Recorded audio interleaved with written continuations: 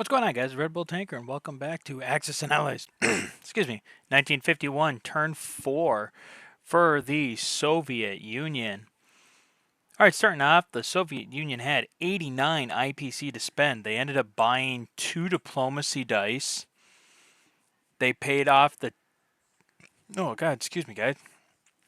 They paid 10 to repair their factory, which I believe was the one in West Germany, if I'm not mistaken. Then they bought 3 infantry for West. They bought 3 infantry for West Germany. They bought a tank and 2 fighters in Germany, an airborne mech and 2 tanks in Poland. They put a jet in Romania and then put 2 infantry in Leningrad. For diplomacy, they did attempt to flip Iraq, but the Anzacs did spend for their own diplomacy dice, and the Anzacs were able to block the Russian attempt to sway Iraq over to them. All right, going over to combat, there was only 3 combats this round, so we'll start in Europe, and then we'll go over to the Pacific. So in Europe, the Soviets walked in infantry into Holland, Belgium, since the Allied forces had left it open. And then the Soviets once again launched an invasion of Norway that was successful. This time, NATO losses were 2 infantry and a tank, while the United States lost their strategic bomber that they had based out of Norway. And the Soviets ended up losing 2 infantry. And now Norway is now in Soviet hands, so the Soviets are gaining massive hegemony here in Eastern and Eastern Europe and Scandinavia.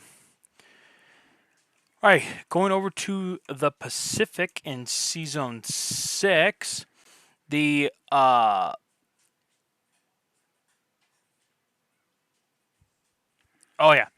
the U.S. had two lone transports here. The Russians did send their Air Force over to take them down. The U.S. did scramble their a fighter and a tactical that they had on Japan. Unfortunately, the U.S. had only scrambled they had scrambled 1 aircraft. They didn't scramble 2, they scrambled 1. They scrambled a tactical, and unfortunately that did not make it. And so the U.S. lost a tactical and the 2 transports that they had stationed in Zone 6. So that was other combat, non-combat. They didn't move around much in the Pacific region. They continued to move forces west towards West Germany, and the build up for the 2 main armies here in West Germany as they prepare. We have the main ground army here in West Germany, and then you have the Air Force component as well based in West Germany. And so they're preparing for the final probably preparing for the final lunge against Paris, against the Allied defenses there, which actually still is pretty significant, the Allied defenses there. So we'll have to see where the Soviets...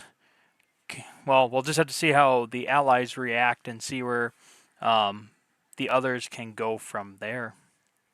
All right, so that is it for the Soviets, and we will see you guys next time for NATO. So until then, guys, as always, take care.